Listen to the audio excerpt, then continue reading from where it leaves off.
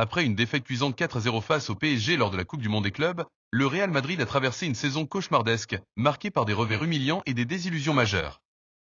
Xavi Alonso, nouvel entraîneur du club, a hérité d'une tâche colossale pour redresser une équipe en crise.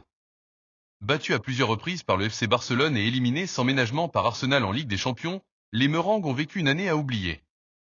Cependant, avec un coach visionnaire, des idées novatrices et un mercato estival ambitieux, le Real Madrid se prépare à reconquérir l'Europe.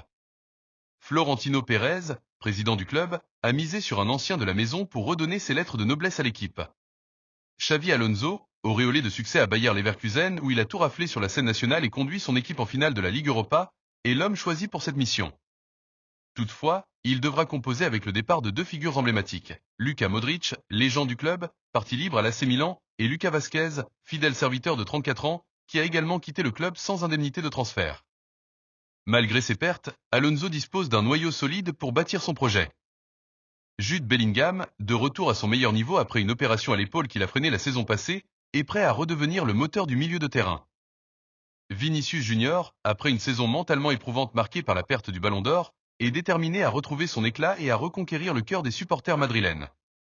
Quant à Kylian Mbappé, il a signé une première saison statistiquement impressionnante en Espagne, avec 44 buts toutes compétitions confondues, décrochant le titre de meilleur buteur de Ligue 1 et le soulier d'or européen.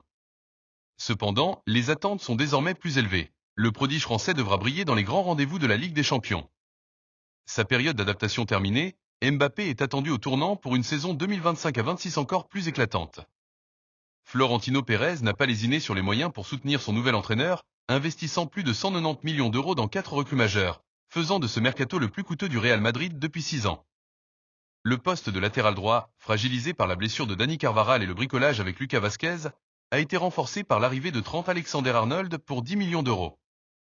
L'Anglais a déjà fait parler son talent lors de la Coupe du Monde des clubs, offrant une passe décisive somptueuse à Gonçalo Garcia. À gauche, Alvaro Carra, révélation de 22 ans à Benfica, où il a notamment muselé les meilleurs ailiers en Ligue des Champions, a rejoint le club pour 60 millions d'euros. Formé à la Castilla, il incarne à la fois le présent et l'avenir au poste d'arrière-gauche.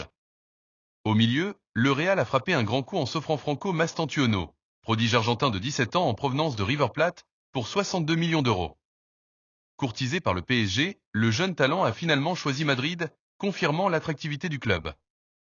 Enfin, en défense centrale, un secteur qui a cruellement manqué de solidité l'an dernier, le Real a déboursé 58 millions d'euros pour activer la clause libératoire d'un jeune défenseur prometteur de Bayern Munich.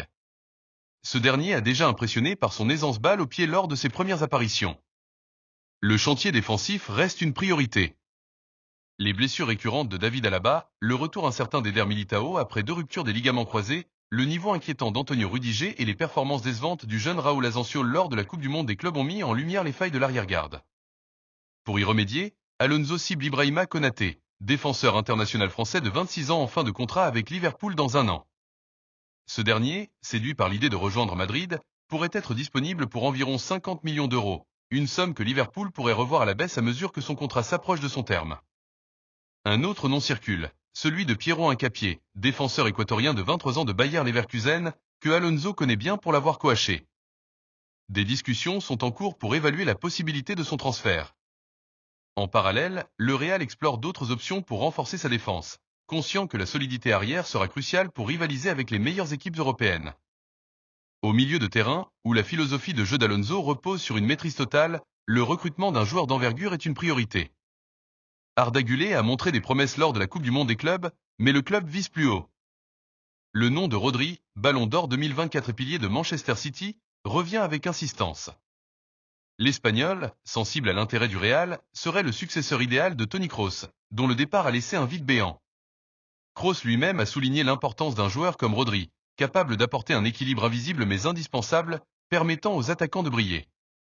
D'autres pistes, comme Enzo Fernandez, Chelsea, ou Alexis Mac Allister, Liverpool, sont envisagées, mais semblent plus complexes à concrétiser.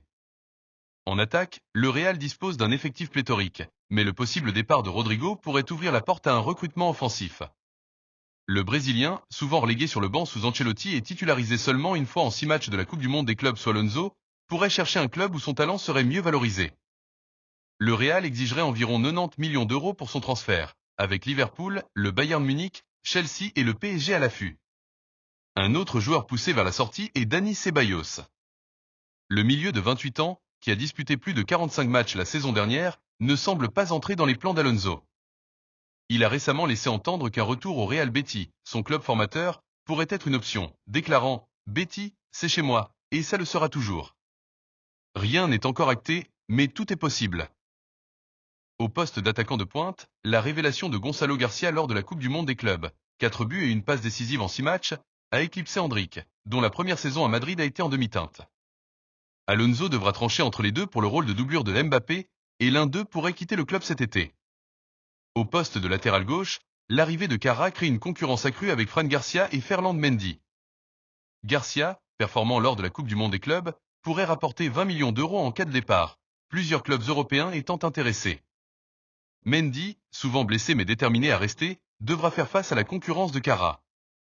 David Alaba, à 33 ans, est également sur la sellette.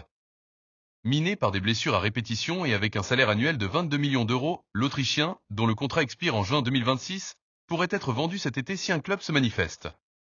Enfin, Brahim Diaz, précieux sous Ancelotti, pourrait reconsidérer son avenir si son temps de jeu diminue sous Alonso.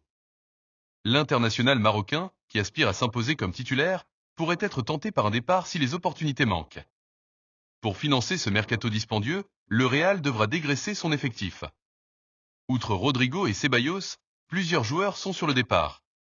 Fran Garcia ou Ferland Mendy, l'un des deux latéraux gauche, devrait quitter le club, tout comme Endrick ou Garcia à la pointe de l'attaque.